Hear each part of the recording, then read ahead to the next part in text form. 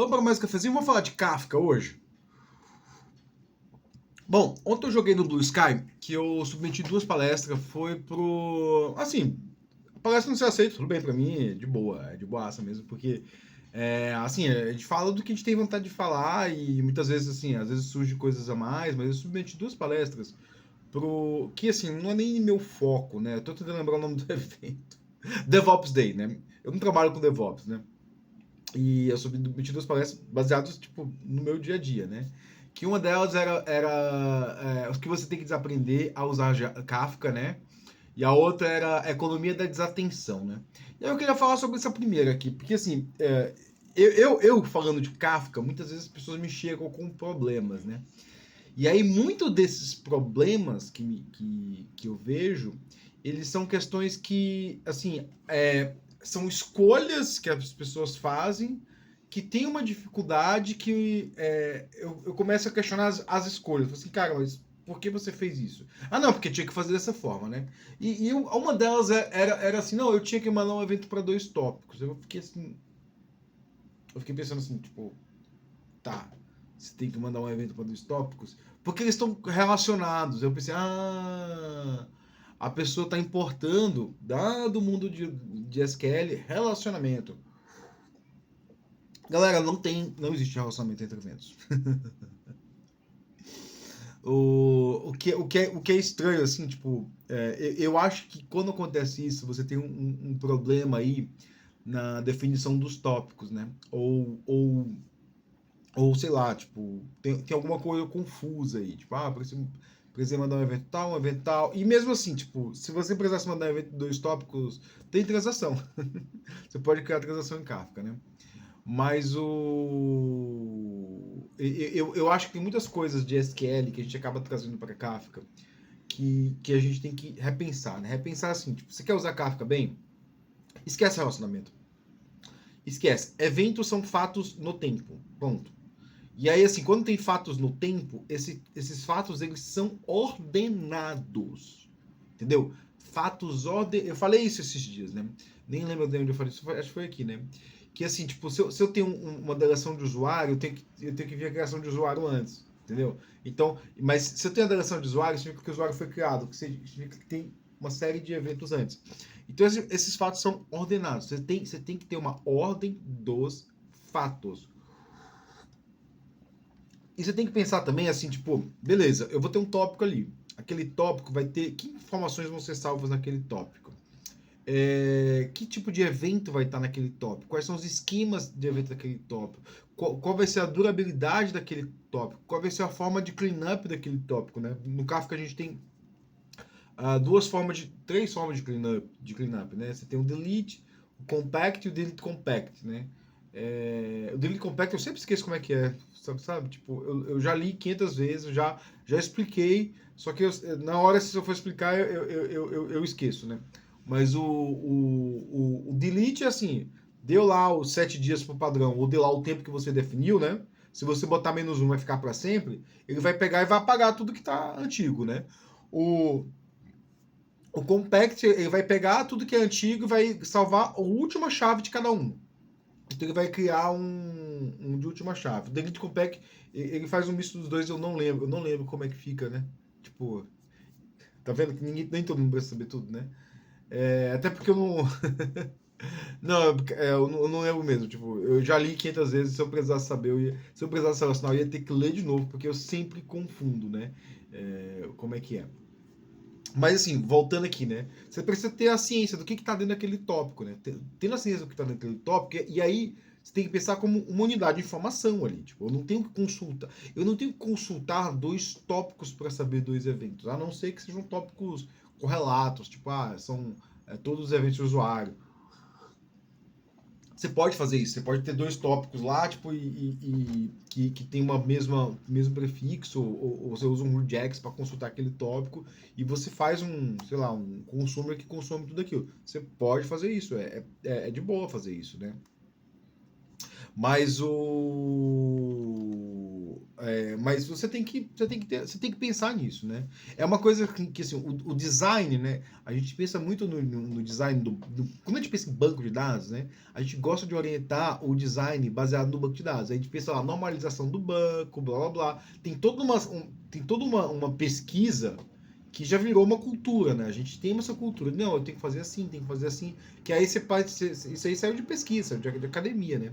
Mas de Kafka, não tem isso por enquanto. Não existe isso ainda. Não existe, como é que eu faço? O que eu faço? Normalização de tópico, ninguém vai falar isso. Esquema me perguntaram hoje como é que faz. É totalmente.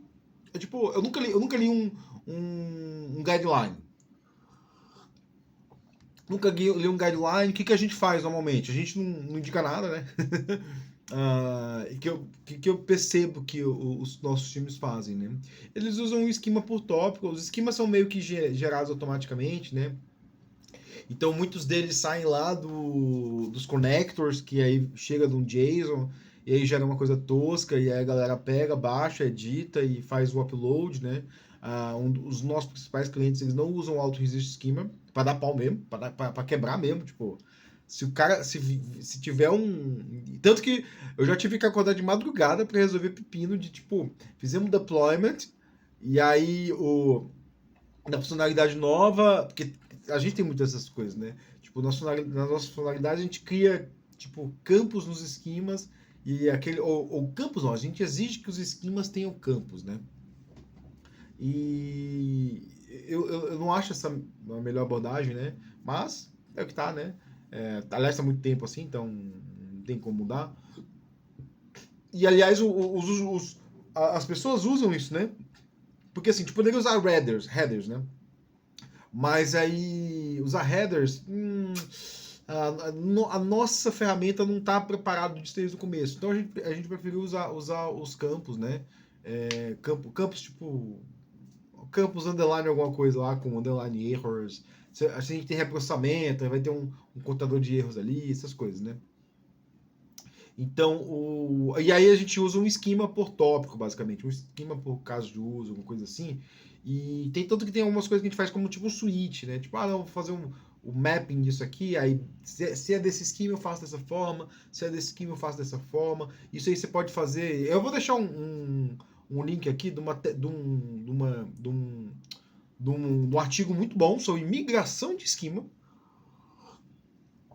O artigo basicamente fala que tem 4 tipos de migração de esquema, e eu não vou lembrar basicamente todos eles, mas eu lembro que um deles era você pegar, você deixa o data store lá do jeito que tá, e aí assim, o artigo ele não é para Kafka especificamente, né?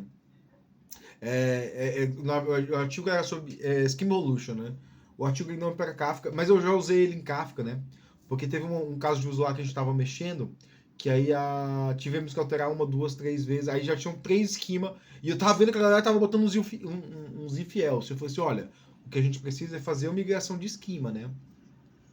A gente tem um esquema aqui V1, V2, V3, só que a gente tem que pegar e fazer o seguinte, se a gente tem o V1, a gente tem que atualizar ele para o mais recente. Aí, tipo, a gente, em vez de ter um bando de if-else, a gente tem lá, tipo, um esquema que é assim, ó, a gente vai aplicando as migrações. E cada vez que a gente cria um esquema novo, né, uma variação, a gente aplica adiciona uma camada não, adiciona um handler ali que vai, ó, isso aqui vai migrar de tal esquema para tal esquema. Então, assim, pegou... E isso é bem de boa, dá até para jogar fora, porque esses esquemas são guardados por um mês só. O grande pepino a gente dá suporte LTS para 3 versões, né? Então sempre tem que ter 3 versões lá e às vezes, alguns clientes ficam muito sem atualização, porque é tudo bem o cliente ficar sem LTS. Tudo bem, tudo bem. O que a gente não vai dar é suporte para migração, né? Então, mas nunca removeram isso. Então a gente tem esquema que é basicamente o seguinte: você lê o esquema do esquema REST e aí vê, que esquema tem aqui? Tem tal, então beleza, eu vou aplicar a migração desse aqui para o mais recente. E aí você vai tratando disso aí, sei lá, em larga escala.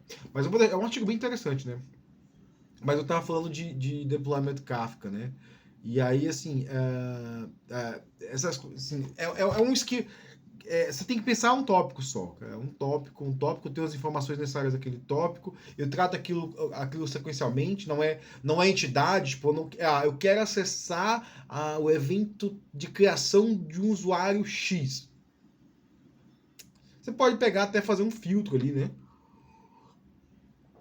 E aí, só que isso é ruim por quê, né?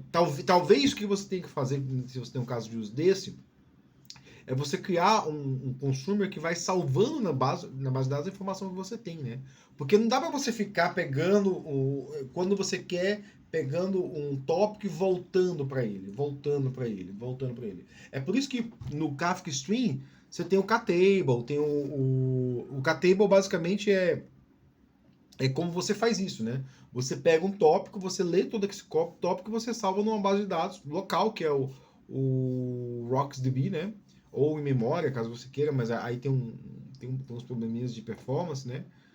Você salva isso numa base local e você vai ter aquele dado lá quando você quiser, né? E aí você pode acessar randomicamente. Porque assim, o grande cuidado do Kafka é que você tem que jogar fora o dado randômico, né? Eu não vou acessar o usuário X, né? Eu vou acessar o fluxo de dados do usuário X. Porque ele é usado para comunicação entre sistemas, ele não é usado para comunicação entre o usuário, né? A não ser que você queira ali dar um fluxo de dados, né? Uma das soluções que aí se usa, assim, o Kafka tem chave, né?